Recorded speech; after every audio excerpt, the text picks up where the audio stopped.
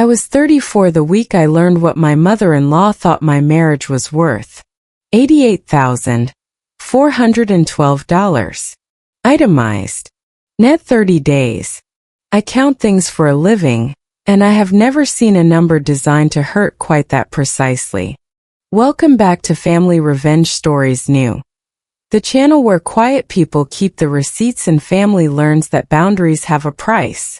If stories about dignity, documents, and consequences are your thing, drop a comment and subscribe. I'm a forensic accountant. 14 years. I get called in after the damage is done. After the missing funds, after the falsified books, after somebody's confident lie meets somebody else's stubborn paper trail. My job is not to feel angry about what people do to each other with money. My job is to find where the numbers stop telling the truth. I am very good at my job. I tell you this first because everything that follows only makes sense if you understand how I see the world. I don't see families the way other people see families. I see ledgers. Who contributed what? Who withdrew what? Who called it a gift and who, quietly, kept the receipt? My marriage to Grant lasted 6 years. It started at a courthouse annex on a Tuesday, both of us laughing because the fluorescent lighting made us look jaundiced in the photos, and it ended 6 years later in a mediation room 2 floors above a parking garage, with a woman named Deborah, Grant's mother, sitting in the hallway outside waiting the way she had always waited for her turn to be heard. Deborah ran that family the way a majority shareholder runs a company she no longer has the energy to manage but refuses to sell. She didn't attend meetings. She issued opinions. Grant's father had died 9 years earlier. And in the vacuum that followed, Deborah discovered that grief, deployed correctly, is a renewable resource. Everyone orbited her sadness. Everyone adjusted around it. I was the one who showed up. I paid the deposit on the venue because Grant's card was declined that month, and nobody wanted to say why. I drove Deborah to her cardiologist appointments for 2 years running, because Grant got queasy in waiting rooms. I hosted Thanksgiving 4 years out of 6, cooked a turkey I don't even like, because Deborah's kitchen was too small for a crowd, which was a sentence that meant something else entirely. There is an arithmetic families run on the person who shows up, and it is this: the one who gives without asking becomes the one who is assumed to owe. Nobody writes it down. Nobody says it out loud. But by year 4 of my marriage, I had become, without a single vote being cast, the family's line of credit. Emotional, logistical, and, it turned out, apparently financial, with interest retroactive and due in full the moment I stopped being useful. The wedding itself was lovely. I want to say that plainly because what came later tried to erase it, tried to turn something warm into something transactional, and I won't let it. Grant and I paid for 80% of that wedding ourselves, out of a joint account we built for 3 years specifically for that purpose. Deborah contributed to the remaining 20. The flowers, she'd insisted, had to be her gift, because her late husband had loved peonies, and she wanted them at the altar for him. I remember crying a little at that. I remember thinking, this is a woman who loves her family in her own complicated way. I kept every invoice from that wedding in a manila folder labeled, in my own handwriting, Wedding Final. I keep folders on everything. It is a professional habit that has never once failed me, and it did not fail me here. The betrayal did not happen the day Grant told me he wanted a divorce. That was sad and slow and mostly mutual by the time it arrived. 18 months of a marriage quietly running out of road. No affairs, no villains, just 2 people who had built a life around each other's schedules and forgotten to build one around each other's hearts. I documented that too in my own way. Not out of cruelty. Out of instinct. I saved the counseling receipts. I saved the emails from the mediator. The betrayal happened on a Thursday in March, for months after our divorce was finalized, when I opened my mailbox and found an envelope from Deborah's attorney. Not from Deborah. from an attorney on letterhead, addressed to me by my full legal name, the one that used to have Grant's last name attached to it and no longer did. Inside was an invoice, $88,412. The header read, Reimbursement of wedding contributions following dissolution of marriage. I read it standing in my own driveway in my work clothes, mail in one hand, car keys in the other, and I want to be clear about something. I did not gasp. I did not drop the envelope. I read every line twice the way I read every document that crosses my desk, because feelings are not evidence and I have spent my career training myself not to confuse the two. The invoice itemized in Deborah's precise, aggrieved handwriting transcribed into legal formatting, every dollar she claimed to have spent on our wedding. The peonies were there, $6,000, which struck me immediately as roughly 4 times what peonies cost anywhere, ever. There was a line item for emotional labor of hosting rehearsal dinner planning calls, billed at what I recognized because I bill by the hour myself as a consultant's rate. There was a line item for a dress she'd bought for the wedding that she had, in fact, worn to 2 other events afterward. There was a line item, and this is the one that made me sit down on my own porch steps, for contribution toward honeymoon, in expectation of grandchildren unrealized. She was invoicing me for grandchildren that didn't exist. I photographed the invoice front and back before I did anything else. I scanned it into 3 separate cloud folders because redundancy is not paranoia, it is professional discipline. Then I opened the manila folder labeled Wedding, Final, the one I'd kept for 6 years without ever imagining I would need it as evidence, and I began to cross-reference. Every claim Deborah made, I checked against an actual receipt. The florist invoice, the real one from the real florist dated 14 months before our wedding, showed the peonies had cost $1,100, and that Deborah had paid $700 of it, with Grant and me covering the rest as a courtesy, because her card had been declined at checkout and I hadn't wanted her to feel embarrassed at the counter. I sat with that receipt for a long time. Not the whole invoice. Just that one line. $1,100 of which she paid $7, versus a bill that now claimed $6,000. I put it in a drawer in my desk, the top left one, the one I use for things I know I will need to look at again.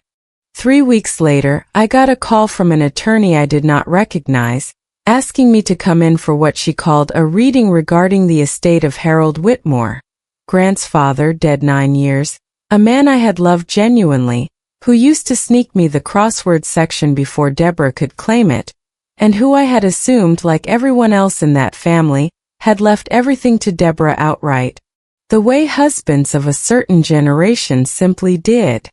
I sat in a conference room with dark wood paneling and a box of tissues placed at a diplomatic distance, and I learned that Harold Whitmore had not left everything to Deborah.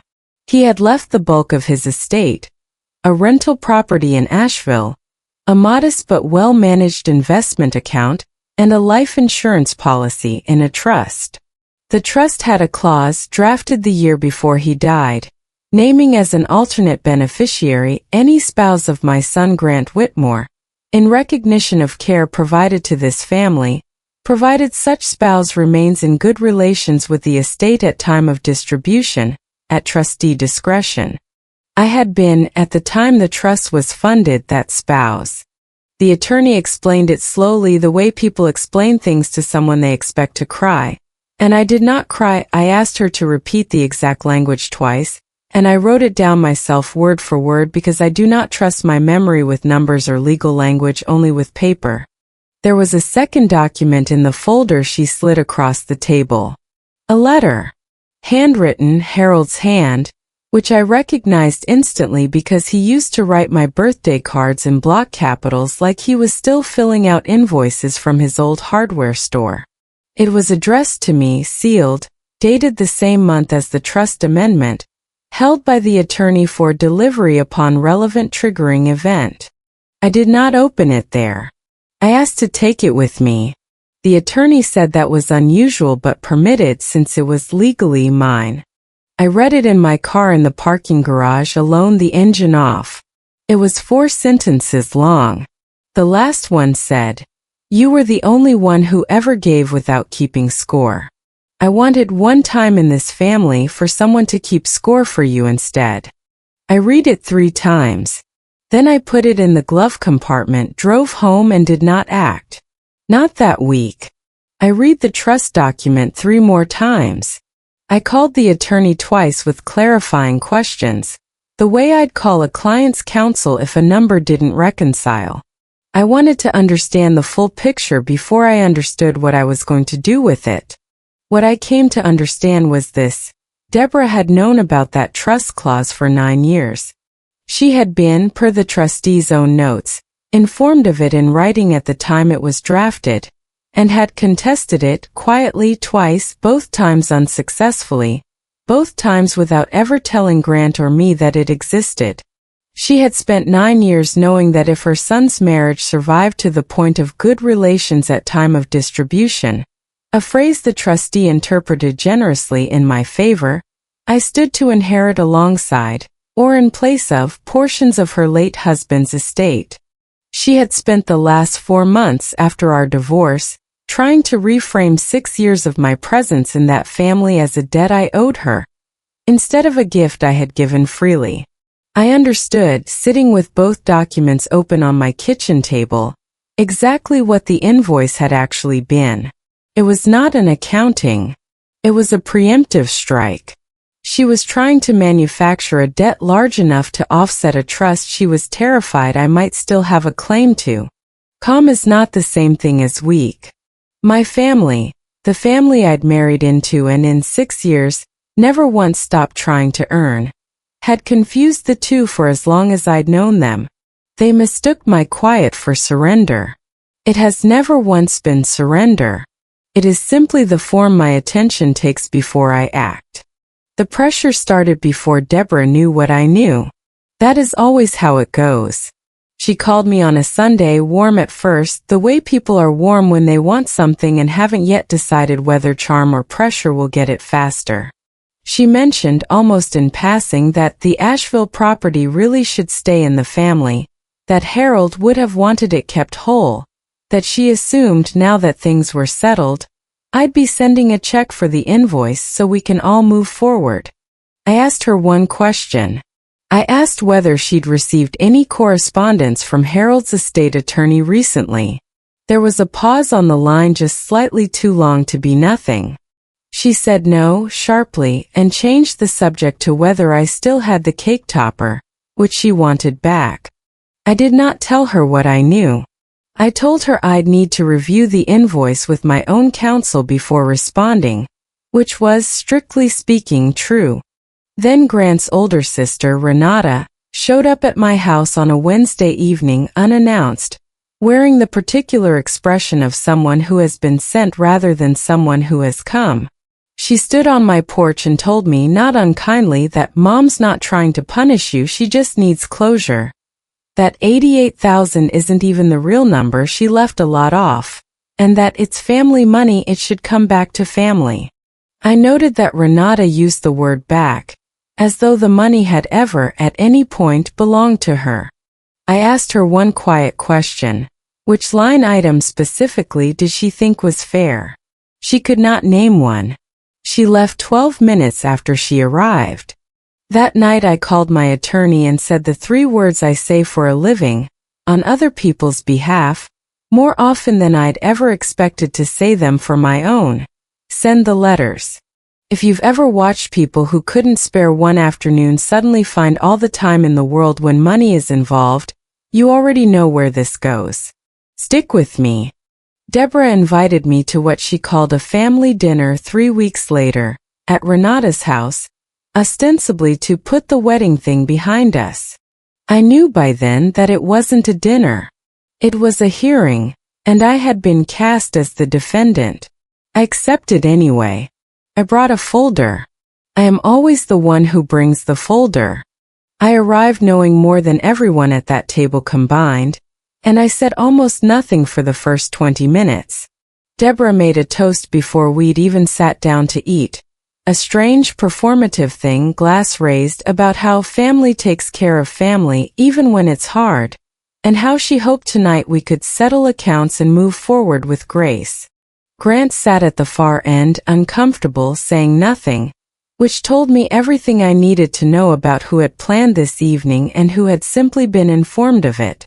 When the plates were cleared, Deborah slid a folder across the table toward me. Her own folder. A copy of the invoice restated, along with what she called a generous reduction. She'd take $70,000, she said. Out of love. She said the word love like it was a discount code. I asked for the floor. She gave it to me, gracious, certain I was about to fold. I opened my folder and set the florist invoice on the table first. I said the actual amount and the actual date, and read aloud the line where Deborah's card had been declined and Grant and I had covered the difference as a courtesy, per florist notes. Nobody spoke. I set the dress receipt beside it, the one showing 2 later wearings, one at Renata's own baby shower, photographed, time-stamped, publicly posted by Deborah herself with the caption, "Love this dress, wears anywhere." I set the rehearsal dinner consulting fee beside that, and simply asked whether anyone at the table could recall Deborah holding a single professional credential that would justify billing at that rate. No one answered. Renata looked at her plate. Then I set down the trust document. I read the clause aloud slowly once. I watched Deborah's face do the thing faces do when a fact they've spent years managing finally gets said out loud in a room they don't control. I told the table calmly that Deborah had known about this clause for 9 years, had contested it twice, and had told no one. I said that the $88,000 invoice had arrived 4 months after our divorce and roughly 6 weeks after the trustee had confirmed, in writing, that good relations at time of distribution would be interpreted in my favor. The room's response moved the way these things always move. Soft first, Deborah said I was twisting things, that it wasn't about money, it was about respect. Then emotional, she said I had always been cold, that Harold would be disappointed in how I was handling this.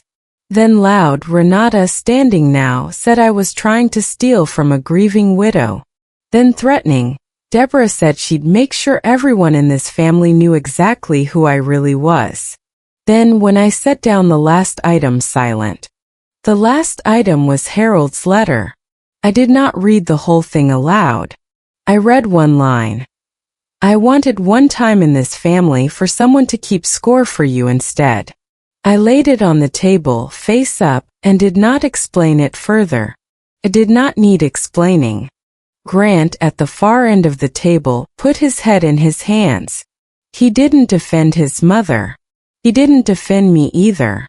It was, I think, the first honest thing he'd done all evening, and I acknowledged it with a small nod, though I want to be clear. Noticing someone's conscience stir is not the same thing as forgiving them for the years it stayed asleep. Before I left, I said one sentence. I said, "You sent me an invoice for what I gave freely. I'm not paying it. But I want you to know, I kept better records than you did the whole time, and I never once sent you a bill." Then I closed my folder and left the peonies out of it, because by then, everyone in that room understood exactly what $6,000 of fake flowers had actually cost. The trustee ruled within 6 weeks. I was named co-beneficiary on the Asheville property and the investment account, per the original 2017 amendment, with distribution proceeding as written, uncontested. Deborah's attorney advised her, after reviewing my documentation, that a formal challenge would not survive scrutiny. She did not challenge it. My share came to just under $210,000, net of the property's outstanding costs. The invoice for $88,000 was never paid, never pursued in small claims, and never mentioned again by anyone in that family, at least not to me. Grant and I speak twice a year at most, mostly logistics. He never apologized for the dinner, but he did, eventually, quietly, Tell me he'd found his father's original letter to Deborah about the trust amendment in a drawer after everything settled. He said one line from it stayed with him. Harold had written that he wanted someone in this family to finally be repaid in something other than exhaustion. Grant said he thought his father had known, even 9 years early, exactly who that would end up being. Renata and I don't speak. Deborah sends a Christmas card, still addressed to my full legal name, the one without Grant's last name on it now. I don't know what that means, and I've stopped trying to calculate it. Some numbers don't reconcile, and I've made peace with the ones that won't. The florist invoice, the dress receipt, the trust document, and Harold's letter live in the same manila folder they always did. Relabeled now in my own handwriting. Harold Final. I keep it in the same desk drawer, top left, the one for things I know I'll need to look at again. Not because I'm still angry. Because it's proof that a man I loved saw clearly, long before anyone else did, exactly what I was worth to that family, and what they were prepared to pretend I wasn't. I didn't call any of this revenge, not to myself, not once. I simply stopped paying a debt I never actually owed. Grief doesn't get to send invoices. Love doesn't come itemized. And I have never once regretted refusing to pay for a wedding I already paid for, in full the first time, with money and with 6 years of showing up that nobody ever wrote down but me. With the Asheville property, I did the one thing that felt less like justice and more like simple correction. I kept it, restored the porch Harold used to talk about rebuilding one of these summers, and rented out at a fair rate to a young couple who remind me a little of who Grant and I used to be back when the fluorescent lighting made us laugh instead of flinch. It felt less like winning and more like finishing something Harold had started, and never gotten the chance to finish himself. People will tell you love is supposed to be unconditional, and maybe somewhere it is. But contribution isn't the same as love, and no one, not a mother-in-law, not a marriage, not a family that mistakes your calm for your consent, gets to decide retroactively what your presence was worth. You get to decide that. Keep your receipts. If it reminded you that quiet people keep the receipts and that boundaries are allowed even with blood, take that as your sign. Update what needs updating. Tell someone who needs to hear it. Drop a comment, hit subscribe, and I'll see you in the next one.